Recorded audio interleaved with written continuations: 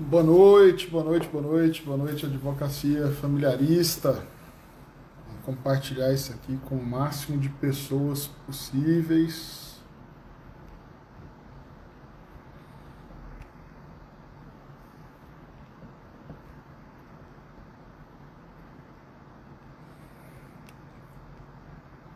Nossa live vai ficar salva, então depois eu peço aos colegas que compartilhem também o link da live salva para que nós possamos alcançar o máximo de pessoas para levar esse conhecimento tão importante para elas. Deixa eu só compartilhar aqui para o pessoal entrar. Acho que uma live como essa de hoje, quem perder, tá levando um prejuízo grande aí na profissão, viu? Ainda mais para quem está começando.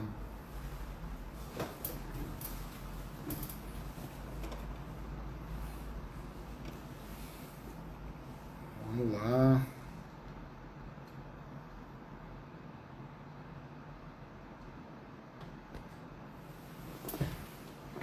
Boa noite, Melissa.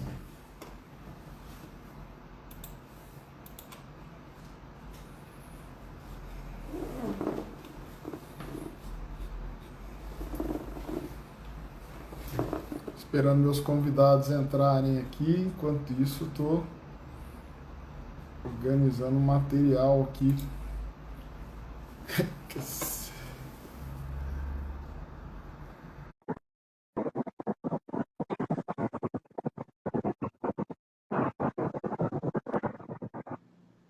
Boa noite, doutor. Tudo bem? Doutor Cristiano, como é que vai, amigo? Tudo bem? Tudo bem, graças a Deus. Melhor agora. Aqui Doutor? estamos atendendo ao convite gentil da Comissão de Direito das Famílias, da nossa OAB Goiás, ao seu convite muito gentil Muito obrigado. e à disposição para a gente bater um papo aí sobre esse assunto tão importante e muitas vezes negligenciado, né, doutor Cristiano? Bastante. Que é a audiência de instrução e julgamento, as suas peculiaridades, as suas possíveis estratégias. Então, estou aqui para a gente debater os assuntos que vierem à tona aqui. Estou só esperando um pouquinho para ver se as duas colegas entram. Eu convidei duas colegas, o critério foi tempo de OAB. Quem tinha menos tempo. A ideia foi eu abri lá dentro do grupo, falei, olha, quanto tempo vocês têm aí? Ah, tanto tempo. Tá? Falei, então é você mesmo. Vem você mesmo. É de você que nós precisamos aqui. Porque Bem, eu quero que a pessoa tenha essa condição de falar mesmo, assim, olha, eu não sei fazer isso, eu não sei fazer aquilo, tá? Me dá o básico e o essencial. claro, Então, não, acho que vai ser muito interessante, não tenho dúvida.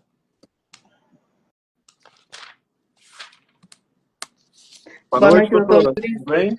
Boa noite. Tudo jóia com o doutor? Tudo jóia. Boa noite, doutor Oi, quem é que entrou aqui? Rainara. Oi, Rainara, tudo bem? Tudo jóia com o doutor? Tudo bem, prazer conhecê-la, viu? Pode Prazer é todo meu. ver se a doutora Arielle entrou, que aí a gente já fecha o time.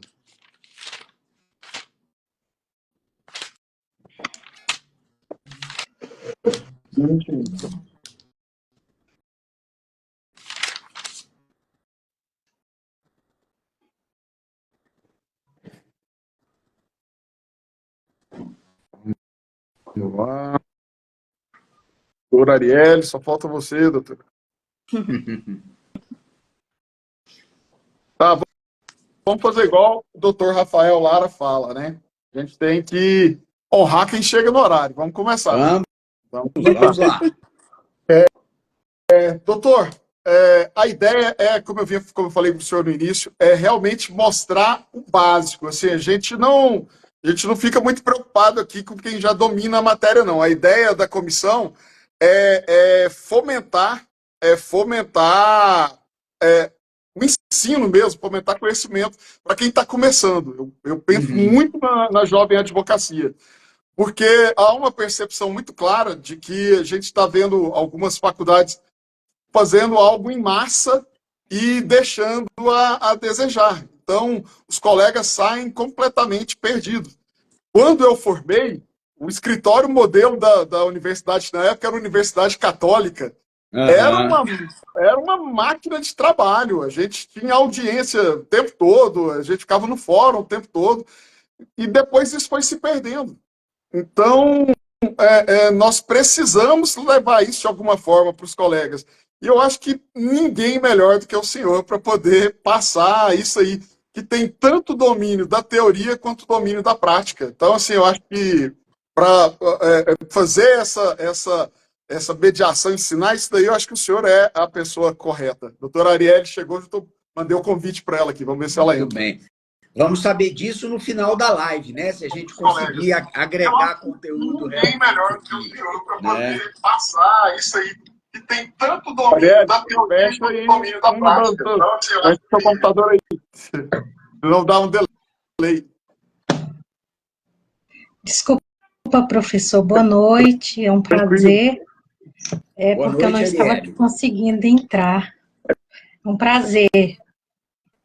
E só não estamos vendo você, viu? Deixa eu tentar aqui.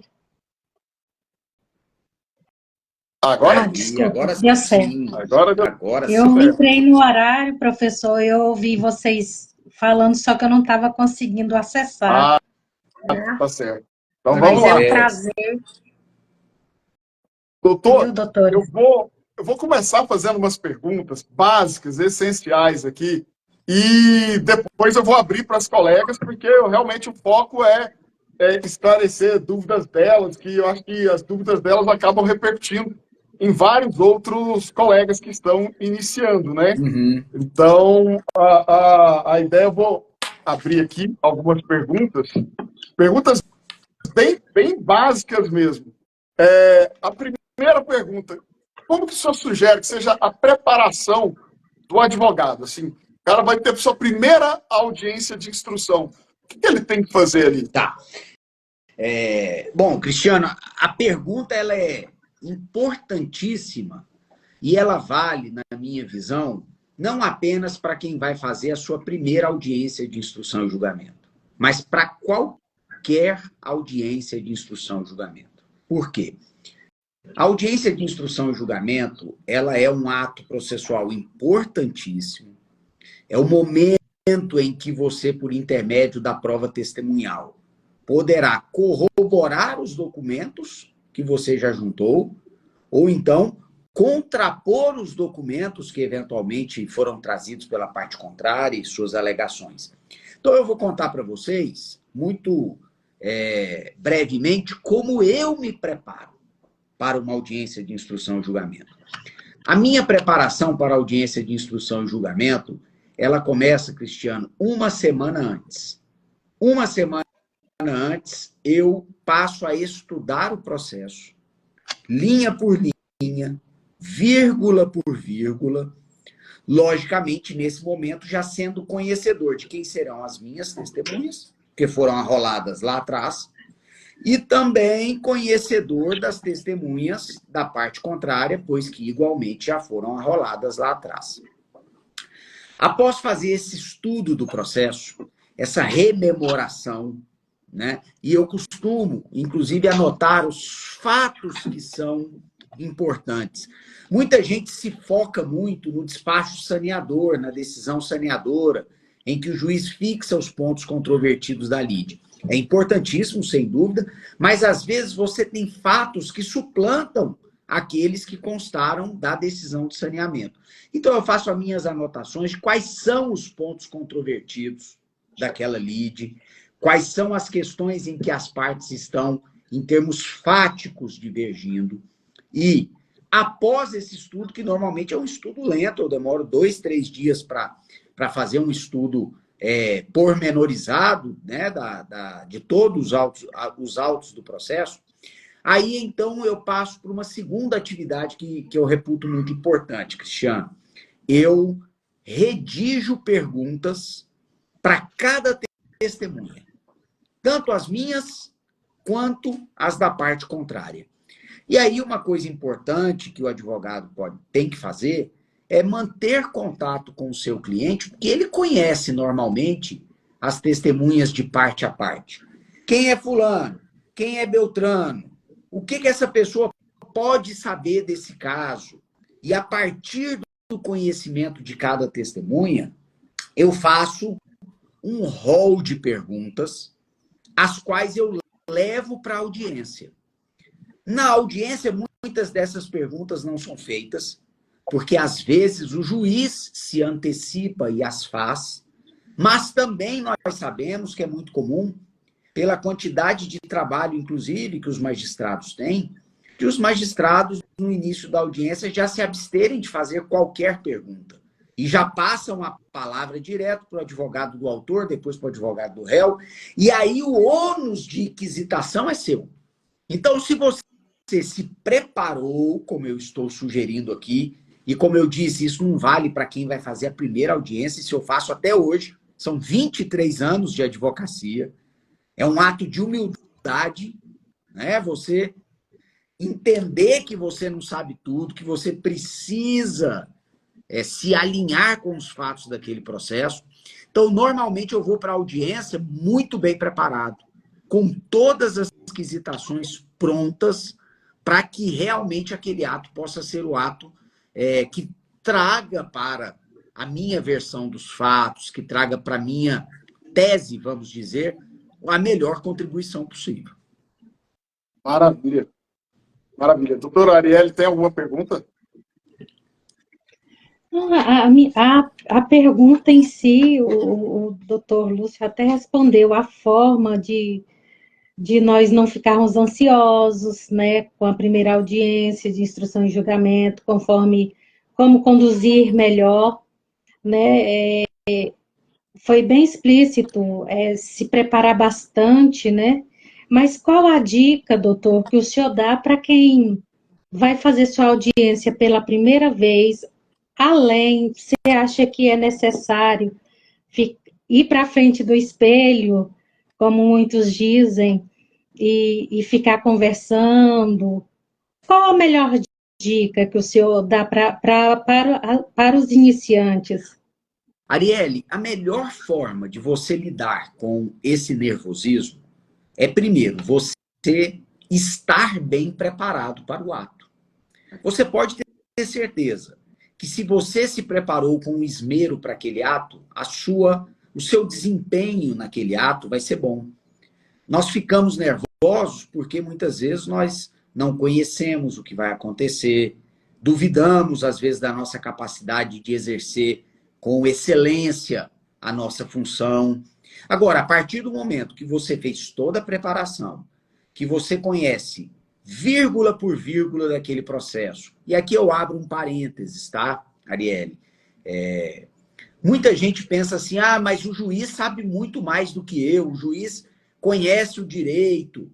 Olha, às vezes o juiz sabe muito mais de direito do que você, mas você tem a obrigação de saber mais do que ele daquele seu processo.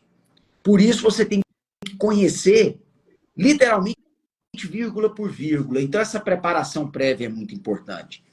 E eu dou uma outra dica que auxilia muito na construção de um conhecimento prévio para a audiência, Arielle, que é a seguinte: leia todos os artigos que regulamentam a audiência de instrução e julgamento. Inclusive, eu estou aqui com o meu Código de Processo Civil aberto, está aqui o código. Código físico, que muita gente perdeu, né? A prática, andamos muito digitais, mas eu costumo dizer que o código físico ele é inigualável, sabe, Arielle? Porque é o seguinte, a lei tem cheiro, tem tato. Nós precisamos ter esse contato, essa intimidade com a lei. E nada melhor do que o código físico. Então tá aqui, ó, da audiência de instrução e julgamento. Olha aí, ó. Você vai pegar a partir do artigo 358 e fazer a leitura de artigo por artigo Inclusive, você pode colocar na sua anotação assim, olha, o juiz vai abrir a audiência assim, ele vai passar a palavra para o advogado do autor assado nesse momento, depois para o advogado do réu.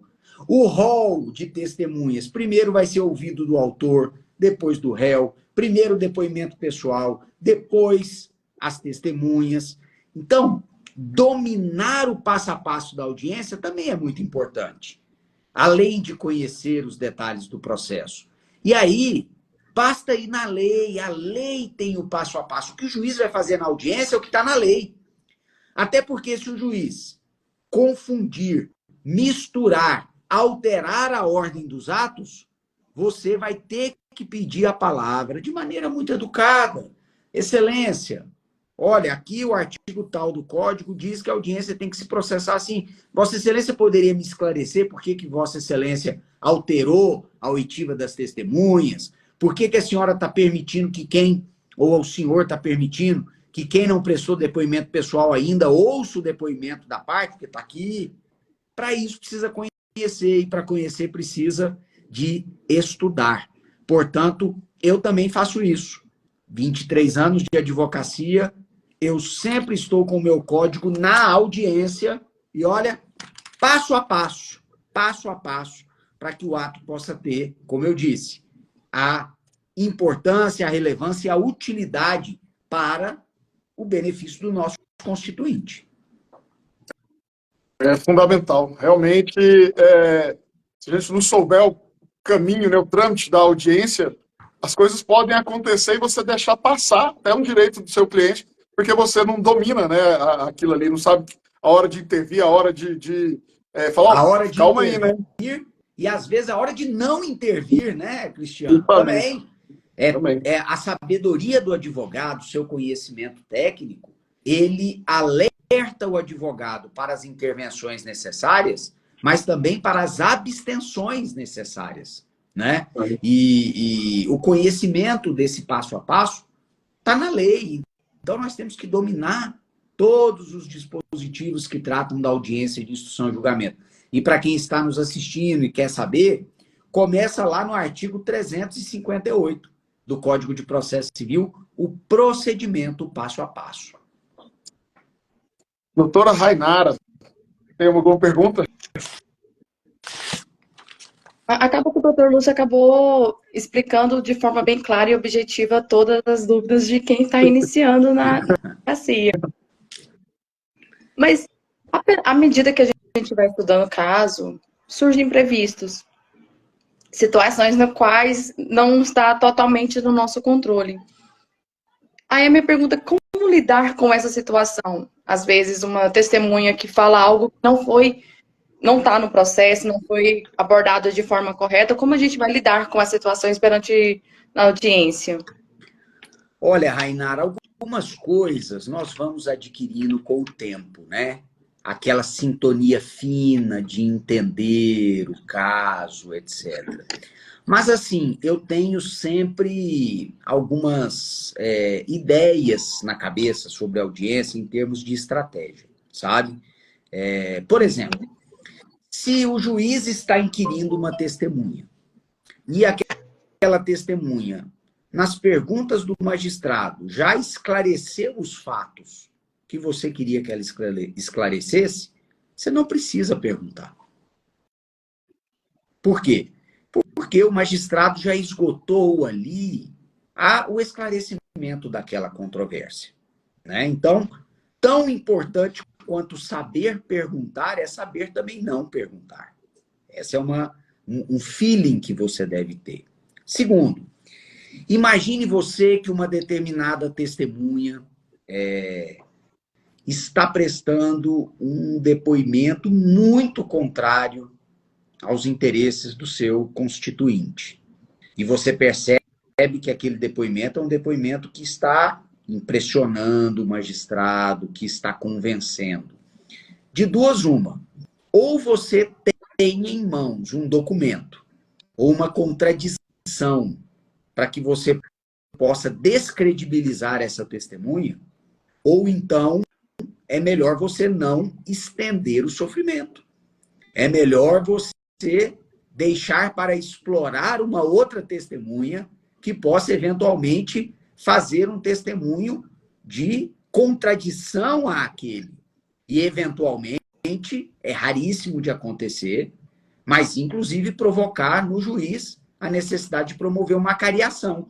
Porque se sobre o mesmo fato duas testemunhas dão versões absolutamente distintas, é o caso de colocá-las frente a frente em acariação. Mas, de novo, esse é um feeling, uma maturidade que vocês que estão começando na profissão vão adquirir com o tempo. Mas, se eu pudesse deixar uma mensagem de reflexão para todos, é tão importante quanto saber perguntar, é também saber a hora de não perguntar. Verdade. Outra questão que pega bastante, doutor, é com relação às testemunhas. Nós sabemos que algumas pessoas, alguns colegas, infelizmente, agem de má fé e ditam o que a testemunha vai ter que falar. Então, até eu já vi casos de dar um manual, um testemunho do que ela deveria falar, sabe? Uma história totalmente falaciosa. Então, eu queria saber, com relação à reunião com testemunhas, esse diálogo com as testemunhas antes da audiência, ele deve acontecer, essa reunião prévia? E se ela acontecer, como que nós devemos proceder nessa reunião? Cristiano, olha, eu vou tentar dar uma resposta que não entre muito na conduta profissional de outros colegas advogados, mas vou dizer da minha conduta, certo? Não me reúno previamente com testemunhas e não acho que isso deva acontecer. A testemunha, ela deve ir para a audiência preparada para falar a verdade. De sorte que se uma determinada testemunha que você arrolou tem uma verdade que não lhe agrada, então você não ouve aquela testemunha, você não arrola aquela testemunha. Você formar o plantel de testemunhas também é um ato de estratégia. Que fatos que eu quero dar ênfase? Que fatos que eu quero esclarecer que vão ao encontro da minha tese, da minha versão dos fatos? Preciso de testemunhas que saibam, que dominem esses fatos, mas que possam ir a juízo falar a verdade. Plantar testemunhas, manipular testemunhas, instruir testemunhas é algo que, na minha visão, tem perna curta. E você corre o risco de, às vezes, descredibilizar aquela testemunha, todas as demais, e a si próprio como profissional, se uma atitude dessa, por exemplo, vem à tona na audiência. Porque eu já vi vários juízes surpreenderem testemunhas dizendo o seguinte: olha, o senhor está compromissado a falar a verdade? O senhor teve contato com as partes antes aqui da audiência? O senhor teve contato com algum dos advogados? E eu já vi a testemunha dizer: eu fui para o escritório do doutor fulano ontem. Isso aí destrói não só a sua credibilidade processual, como destrói a sua credibilidade profissional. Então, advogado não orienta testemunha, advogado, na minha visão, como eu disse, não quero colocar em questão aqui condutas de outros. Mas, assim, na minha visão, o advogado não se reúne com testemunha.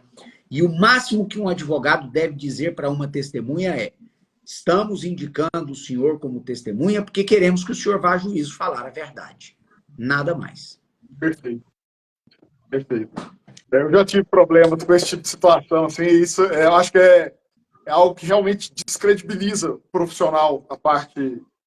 Ele perde um tempo dele ensinando uma testemunha o que vai falar, o que ela tem que falar, o que ela tem que mostrar, e depois isso vindo à tona, né? Então, assim, é algo que realmente a pessoa precisa pensar bem antes de cair nessa armadilha, né? Porque pode ser um negócio muito sério. Outra questão muito relevante, tal de contraditar testemunhas. No direito de família, isso é uma polêmica danada. Mas, assim, eu queria que o senhor falasse um pouquinho de... Mas antes, só fazer uma colocação. O presidente Rafael Lara passou por aqui, fez um elogio, falou que o senhor é o melhor presidente da história da OAB. Uma honra para a gente receber o presidente Rafael Lara aqui, que tem feito um mandato também espetacular. Mas então, Estamos com a voltando. moral, né? Estamos com a moral de receber o presidente Rafael aqui conosco. E eu agradeço ao Rafael, deixo aqui meu abraço. Mas você está falando de contradita de testemunha, eu vou ter que contraditar o presidente, porque ele é suspeito, é meu amigo, né? Então, quando ele fala o que ele falou, ele é suspeito para falar. Seria o caso de ser contraditado numa audiência. Mas então me fala da contradita, o momento certo, como o advogado deve proceder, como que nós devemos fazer isso daí? Então, quando eu estudei processo civil como aluno e depois ministrando essa matéria, ainda sob a égide do Código de Processo Civil de 1973, nós tínhamos uma clareza de que o momento para se fazer a contradita, que para quem tem pouca vivência, é aquele momento em que se argui o impedimento ou a suspeição, né, de uma testemunha, seria no momento anterior ao juiz compromissá-la. Mas não antes disso, porque o juiz vai chamar a testemunha, vai pedir que ela se identifique, vai perguntar se ela tem interesse na causa, etc. E aí, depois que o juiz fizesse essas perguntas, então, que ele fosse colher o compromisso, aí faríamos a contradita. Mas o novo CPC, Cristiano, ele foi meio omisso com relação ao momento para a realização da contradita. Então, assim, queira eu, numa audiência de instrução, fazer contradita ou não, eu normalmente, no começo, antes da... Excelência, só uma questão aqui. Há magistrados que aceitam a contradita no momento que a testemunha adentra a sala de audiência, que começa a ser perguntada por Vossa Excelência. Há outros que só aceitam após essas perguntas iniciais. E o código é dúbio com relação a essa regulamentação. Então, doutor, para que eu não desagrade Vossa Excelência e possa exercer bem a minha função, eu lhe pergunto, em que momento o senhor entende adequado a provocação de uma contradita? Aí o juiz vai dizer, não, doutor, fica à vontade, a hora que eu começar a conversar com a testemunha, se o senhor quiser já fazer a contradita, o senhor faça. Tem outros que dizem, não, o senhor espere, que às vezes a testemunha diz que tem interesse, que é amiga, que é inimiga, etc., e eu já não recebo ali o compromisso da testemunha. Mas se você tiver esse cuidado, você vai se poupar da preclusão, porque pode acontecer do juiz vir e dizer, não, o senhor passou do tempo de fazer a contradita, você vai se poupar da preclusão e vai exercer esse direito processual ali na audiência no exato momento que o juiz já entende adequado. Então, eu acho que é a melhor coisa, já que a gente tem uma dúvida, a gente conversa um pouquinho com o juiz antes da audiência e resolve isso. Perfeito. Outro ponto. Então, primeiro vou voltar nas colegas, né, para ver se elas têm alguma outra questão. Doutora Arielle, tem mais alguma questão aí que a senhora deseja saber? Por enquanto, eu vou continuar prestando atenção aqui. Está sendo de uma explicação de excelência, né, de grande valia. E fique à vontade, doutor Cristiano. Doutora Ainara, e a senhora, você tem alguma questão aí em aberto? No momento, vou acompanhar a doutora Arielle, no momento eu estou só aprendendo mesmo. Está sendo de grande valor aqui para a gente. Então, vamos lá. Com relação ao roteiro, o senhor já falou no início, né, que o senhor faz o estudo, prepara as perguntas e tal, mas tem uma questão que eu abri várias perguntas para o pessoal da comissão, para que eles mandassem isso aqui para mim. Aí eu vi que não estava adiantando, eles não queriam colocar no aberto. Eu percebi que tinha um certo constrangimento de fazer algumas perguntas. Aí eu falei, então manda no privado. Aí no privado as perguntas vieram.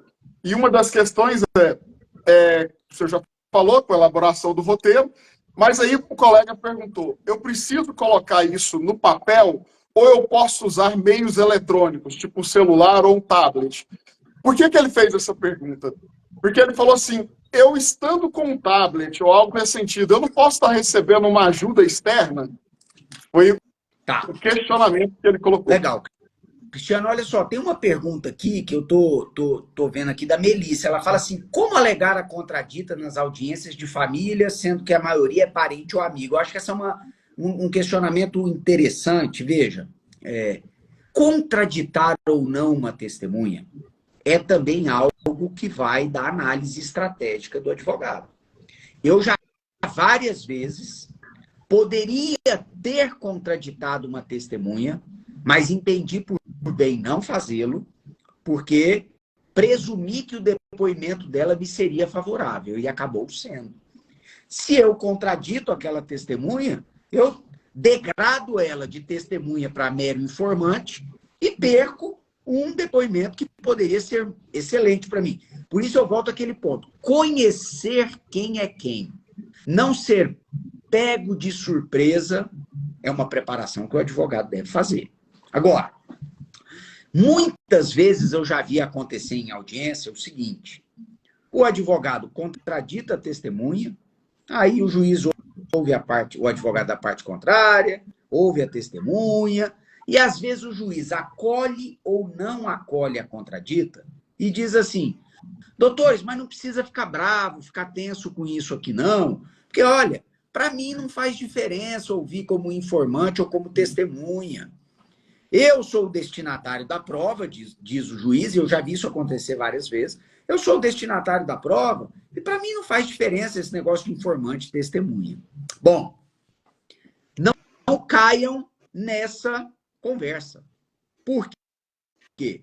O juiz da causa é o destinatário da prova naquele momento.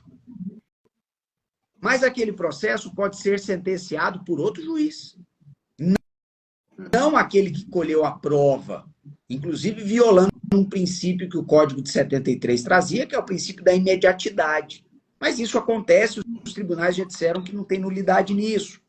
Então, assim, se você contradita uma testemunha e o juiz, às vezes, não acolhe a contradita, você pode alertar lá nas suas alegações finais em forma de memoriais que aquela testemunha ali faltou com a verdade, tanto que ela foi contraditada no momento oportuno, conquanto não tenha sido acolhida a contradita.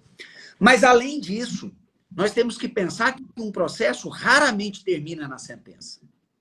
Nós temos, pelo menos, uma apelação de uma ou de ambas as partes. E a apelação devolve ao tribunal o conhecimento de toda a matéria de fato e de direito. E lá no tribunal, você, se não contraditou no momento oportuno, perde a oportunidade de desqualificar um testemunho que lhe foi ruim, por exemplo. Então, se for para contraditar, e aqui, Melissa, eu lhe digo o seguinte: ainda que em audiências de família, que normalmente são ouvidas pessoas próximas, que podem ter vínculos de parentesco ou de amizade. Se você entender que é o caso de contraditar, contradite, ainda que a contradita não seja acolhida. Porque depois você tem como suscitar essa questão no seu recurso de apelação ou nas suas contrarrazões, demonstrando a incapacidade daquela testemunha em função da sua suspeição ou do seu impedimento. Então, não caiam nessa história, que eu já ouvi muito, de se dizer, não importe com contradita, que a prova é para mim. A prova não é para aquele juiz que está naquele momento. Muitos outros julgadores poderão se debruçar sobre o mesmo tema no futuro. Até porque, até na questão do endereçamento, nós já não endereçamos mais para um juiz específico, é para o juízo. Ou seja, já deixa claro que ali não tem dono, né? Que a qualquer hora pode ter uma substituição, pode haver uma alteração e você ficar à mercê dessa situação, né? Então, e aí você tem que pensar no processo a longo prazo. É claro que ali naquela audiência, o objetivo imediato, vamos dizer, é o convencimento daquele julgador, especificamente. Mas você tem que pensar que pode não vir a ser aquele julgador que vai sentenciar. E, de novo, nunca nos esqueçamos que nós temos um segundo grau de jurisdição com ampla devolutividade da matéria. Talvez principalmente da matéria de fato. E aí, quando você for distribuir o seu memorial no recurso de apelação lá no tribunal, você vai dizer, excelência, senhor relator, olha, assista a audiência. assista o depoimento de fulano. Inclusive, eu contraditei esse fulano, porque ele tem interesse na causa, ele vai receber benefícios em função da decisão. Portanto, eu peço que Vossa Excelência preste atenção nesse depoimento, o senhor vai ver que ali faltou-se com a verdade, etc., e eu contraditei oportunamente, o juiz deveria ter acolhido. Então, vamos pensar no processo macroscopicamente e não microscopicamente. Certo. Então, voltando à pergunta... sim. Papel ou eletrônico, né? Desculpa. Esse roteiro pode ser feito por celular ou no papel, e estando num celular ou num tablet, você não tem esse risco de ser uma espécie de um ponto eletrônico, sabe? Está sendo transmitido para fora e alguém dando suporte. Bom, veja. Tá aqui, eu estou anotando as coisas e já acabei de mostrar o Código de Processo Civil. Eu sou um homem analógico. Portanto, eu levo tudo por escrito e é manual. É manuscrito. É por escrito e manuscrito. É a forma como eu funciono bem, como eu trabalho bem. Ok? Agora, os colegas mais jovens que são plenamente digitais podem levar notebook, podem levar tablet, podem manusear o seu celular sem essa preocupação, Cristiano. Sem essa preocupação. Aliás, eu não posso levar 1, 2, 3 colegas advogados para estarem junto comigo na audiência e me ajudarem? Então, isso não é problema. Quem não pode ser ajudado externamente? Quem não pode se valer de escritos adredemente preparados? Quem não pode ler um escrito é a testemunha. O advogado não é testemunha. O advogado não tem dever de imparcialidade. O advogado tem dever de parcialidade. E ele pode ser ajudado, auxiliado, inclusive com meios digitais, como se colocou. Então, conquanto eu, na minha vida analógica, leve tudo por escrito, nada obsta que se use e abuse dos instrumentos eletrônicos, digitais, para que nós possamos ter um rendimento melhor no ato processual. Maravilha. Vamos lá. Essa aqui, acho que foi a pergunta que eu mais recebi. Estou obrigado a fazer as alegações finais de forma oral? Devo levar um roteiro? Bom, o obrigado aí é uma expressão que em processo civil ele deve ser evitado. Porque o processo civil ele não é organizado sobre mecanismos de obrigações. No processo civil, na verdade, ninguém é obrigado a fazer nada. O réu não é... Caiu, gente. Não entendi o que aconteceu, não. Caiu. Tava passando e caiu. Salvei a primeira parte. Vou esperar o Dr. Lúcio voltar para a gente continuar aqui. Volta aí, pessoal. Volta aí. Compartilha aí com todo mundo que a gente voltou. Só esperar o Dr. Lúcio voltar. Caiu. Simplesmente caiu. Vamos lá. Tá aqui para a gente continuar.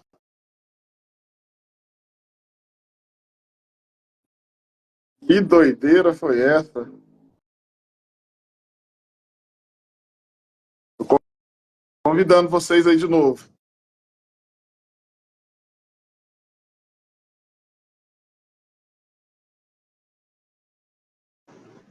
Voltamos.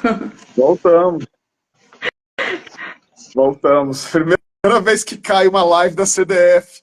Olha, a responsabilidade realmente está pesada hoje, viu?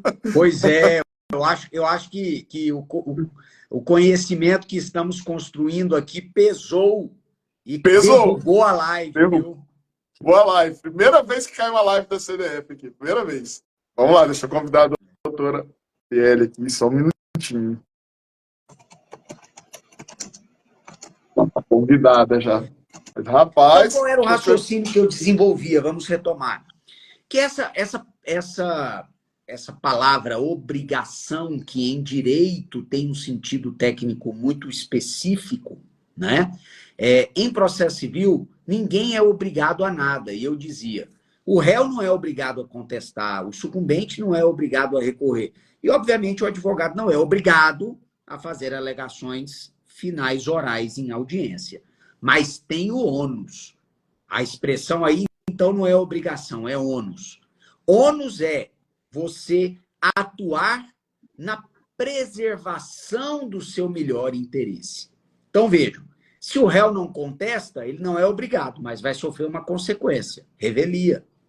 Se o sucumbente não recorre, ele não é obrigado, mas o ônus de não recorrer é qual? Trânsito em julgado, preclusão.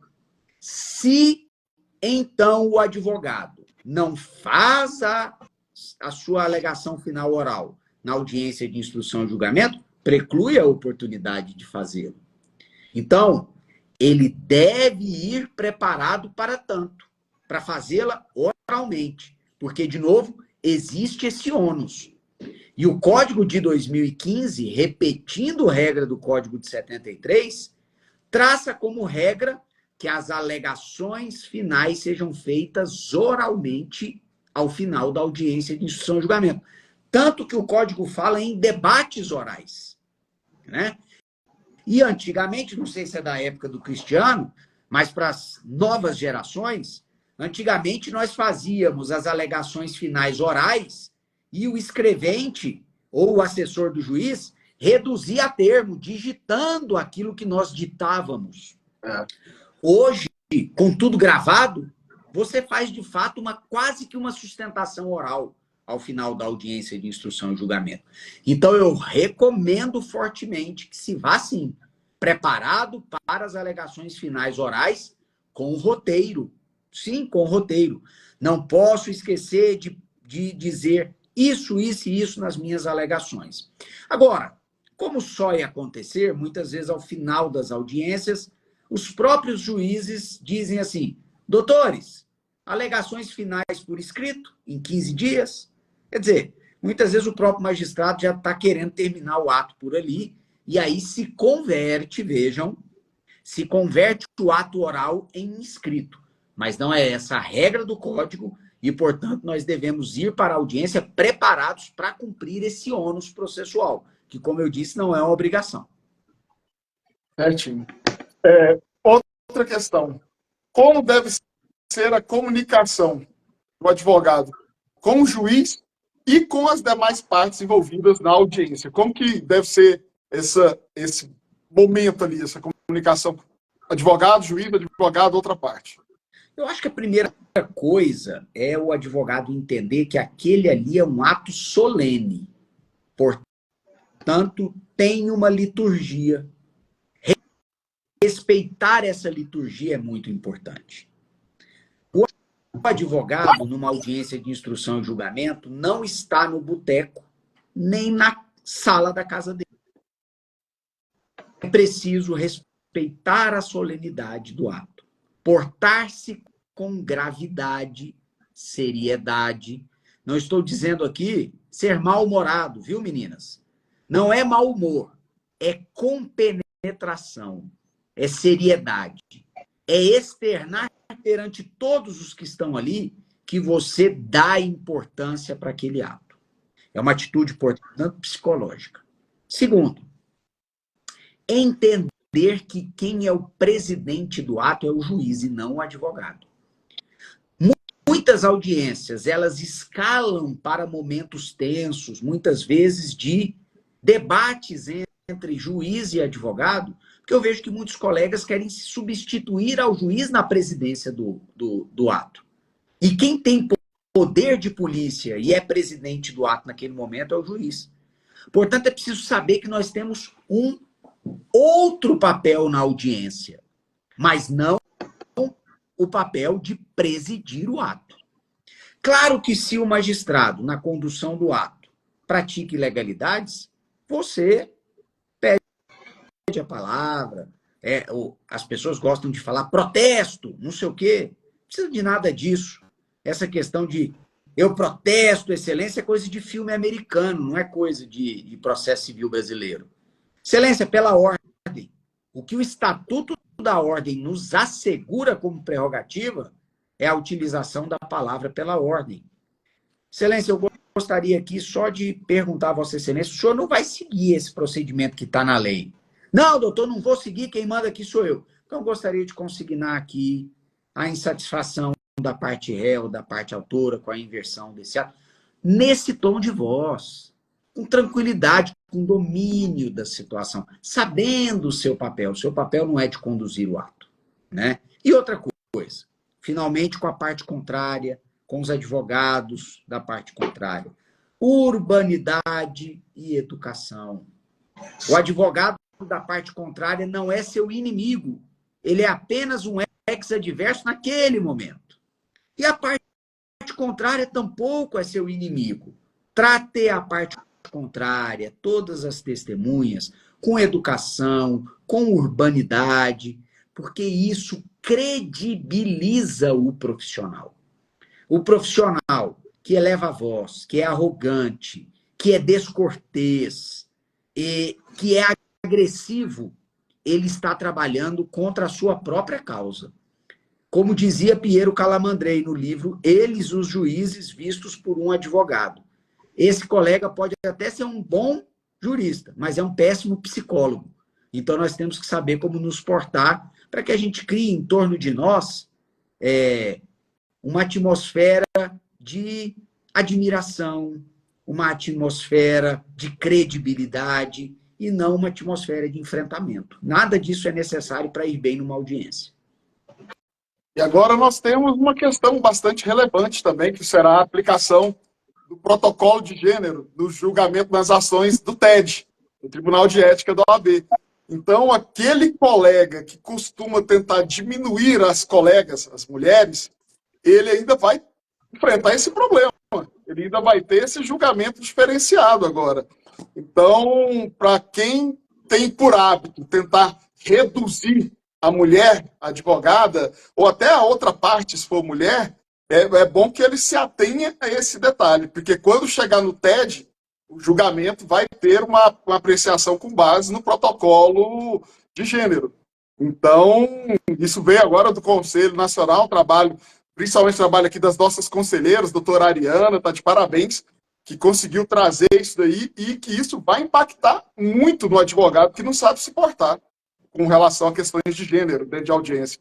Então, esse é um ponto que a gente tem que começar a refletir, porque tem gente que habituou a fazer esse tipo de negócio. É chegar na audiência e ser o valentão, ser o bravo, tentar reduzir, né, as pessoas.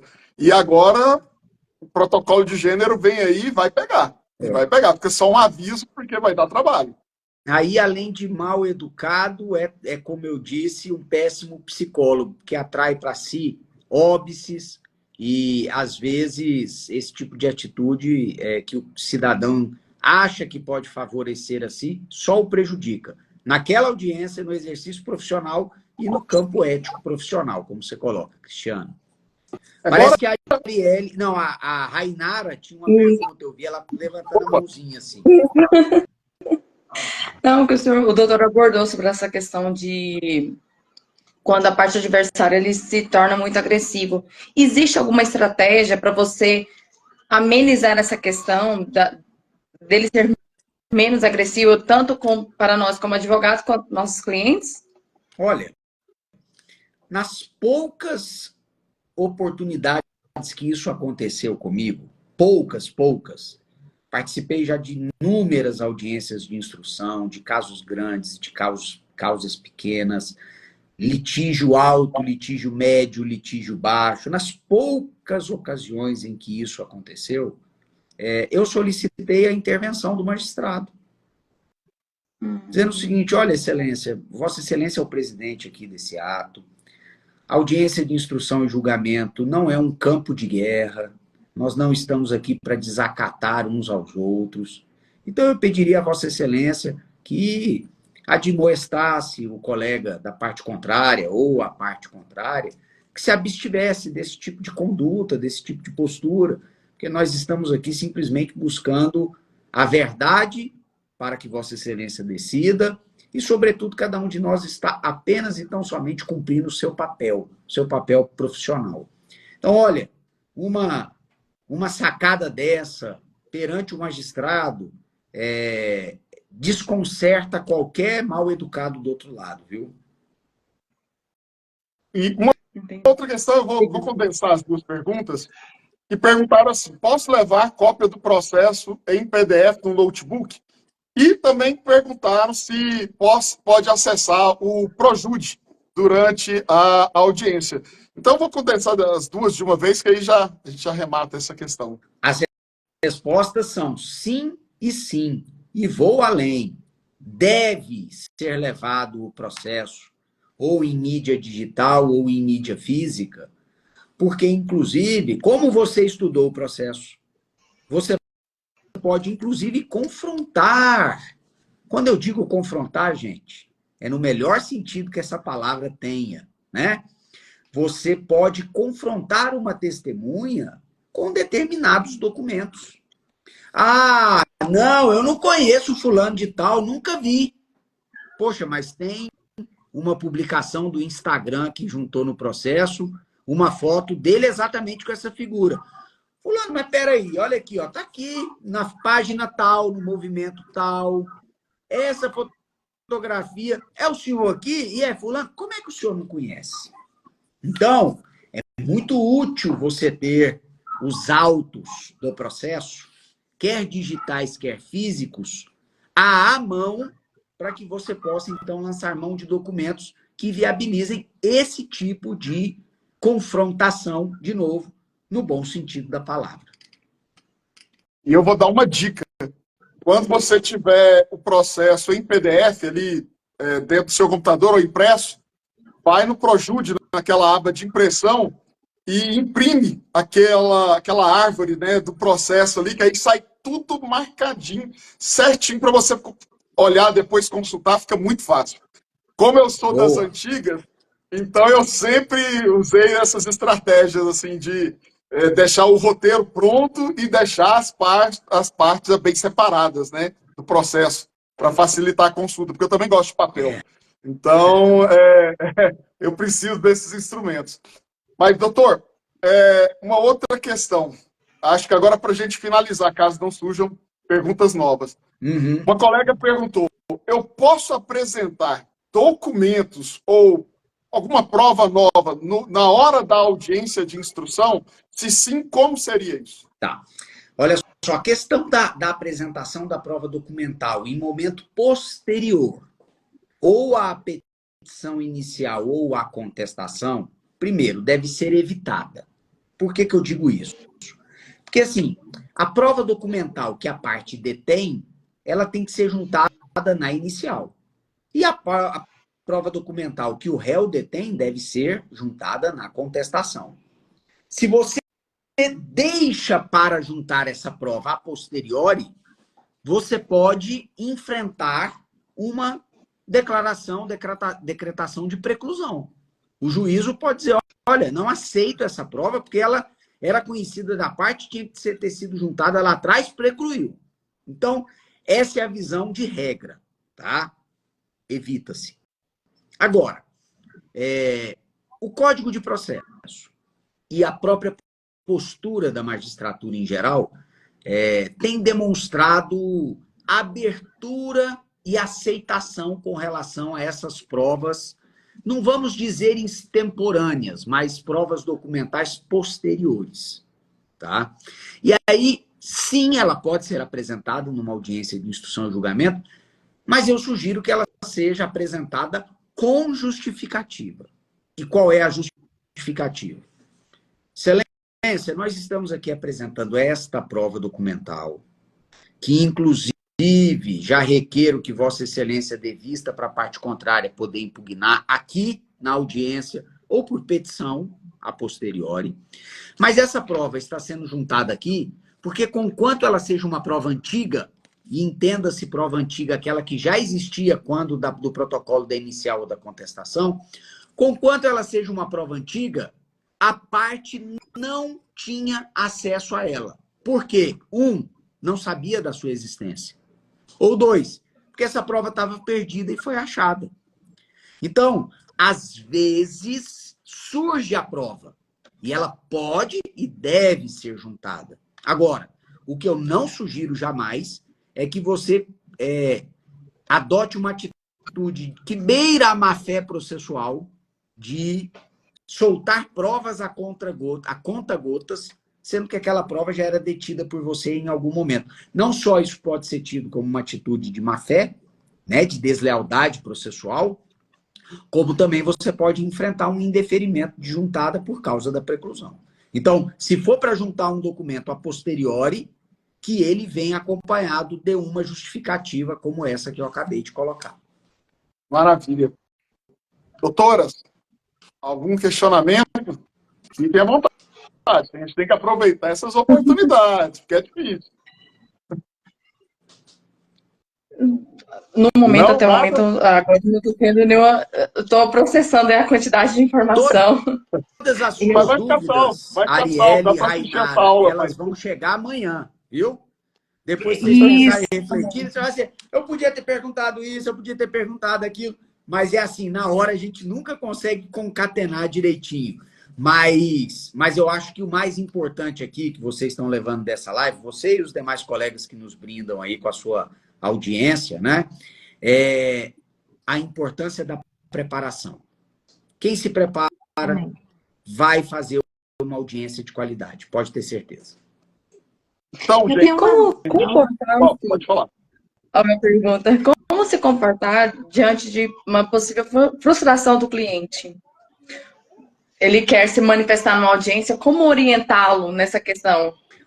Principalmente Olha, eu já tive... em caso de família, porque caso de família a gente não lida com um objeto, a gente lida com sentimentos. Então a gente tem que ter uma inteligência emocional muito grande. Então, como abordar isso? A orientação que eu dou é sempre conversar antes com o seu cliente e dizer o seguinte, na audiência quem fala sou eu, não é você.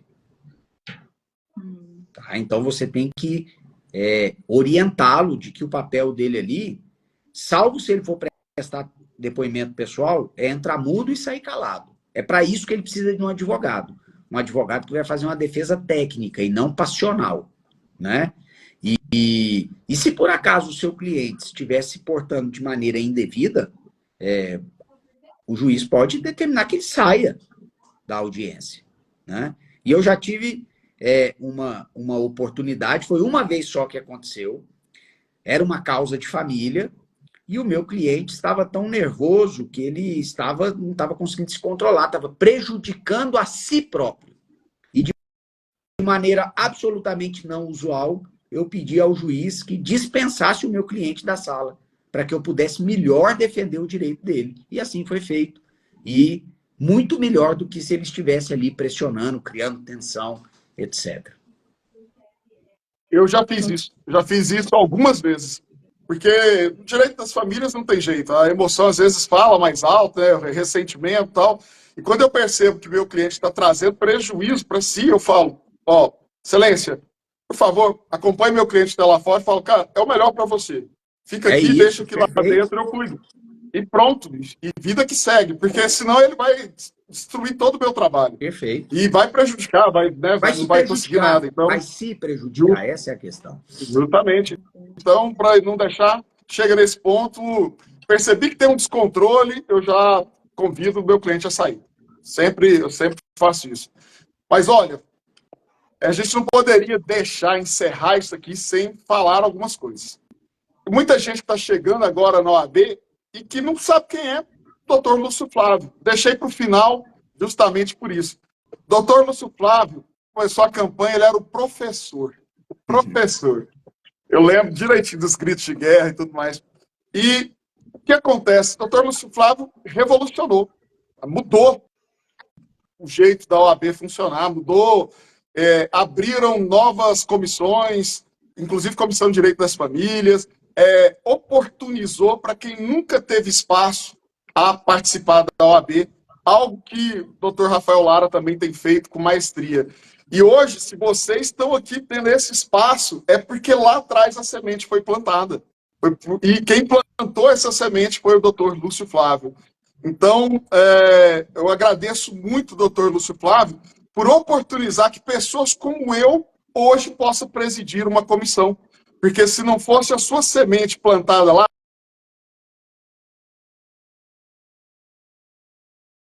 nunca conseguisse chegar onde eu estou hoje, que é num cargo, né, comandando uma comissão tão importante como a Comissão de Direito das Famílias. Então, eu sou eternamente grato por tudo que o senhor fez pela OAB. Sou grato por hoje, por essa oportunidade. Eu confesso que na hora eu falei, meu Deus, chama ou não chama? Fiquei meio na dúvida, porque eu sei que a sua agenda é uma agenda bastante apertada. Sou muito grato por isso aqui, mas, acima de tudo, por tudo que o senhor fez, oportunizando para a advocacia jovem poder participar da OAB. Muito obrigado de coração. Tá? Cristiano, eu te agradeço essas palavras aí, muito gentis e muito carinhosas. É claro que fico lisonjeado com elas, as recebo também com carinho e fico feliz de poder ter plantado essa semente. De fato, eu costumo dizer que quando concorri à presidência da Ordem pela primeira vez, lá em 2015, já se vão quase 10 anos, eu tinha uma visão de OAB, né? E uma visão de uma OAB realmente aberta a toda a advocacia, democrática, uma OAB que fosse acolhedora.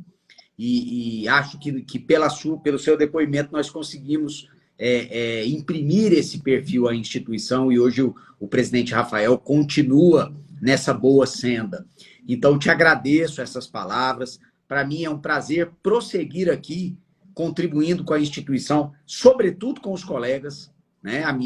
É um grande prazer para mim compartilhar algum conhecimento que eu possa ter amealhado ao longo do tempo, né? Ao longo da caminhada na advocacia. E eu me lembro, para encerrar aqui, mais uma vez agradecendo aqui o seu carinho, o seu convite, uma frase muito marcante para mim de Benjamin Franklin, que ele dizia o seguinte: o conhecimento é como uma vela. Eu acendo a sua vela, ou seja, eu compartilho a luz do conhecimento sem diminuir a minha vela, sem diminuir a minha luz. E além disso, quando eu compartilho e você ilumina a sua vela, as duas velas são mais fortes que uma só. Então nós temos que ter isso na nossa vida, a generosidade do compartilhar. Portanto, estou aqui à disposição e fiquei muito feliz de participar desse bate-papo aqui na Comissão de Direito das Famílias. Um grande abraço a todos os colegas, viu? E muito obrigado às duas colegas que recém receberam as suas carteiras e já deram a cara, porque esse projeto Lives, doutor, nós criamos para que as pessoas quebrem esse medo de falar, de aparecer. A ideia, além do conhecimento, como o senhor deu um show aqui para gente, é que os colegas possam mostrar a cara, que os colegas possam quebrar esse gelo e que eles possam já pensar no outro nível de exposição. Então, acho que isso também tem dado muito certo com relação ao nosso projeto de lives. Então, muito obrigado a todos. A live ficará salva. A primeira parte eu já salvei. E até a próxima. Fiquem com Deus. Tchau, tchau, gente. Tchau, tchau. Muito obrigado. Boa noite. Boa noite.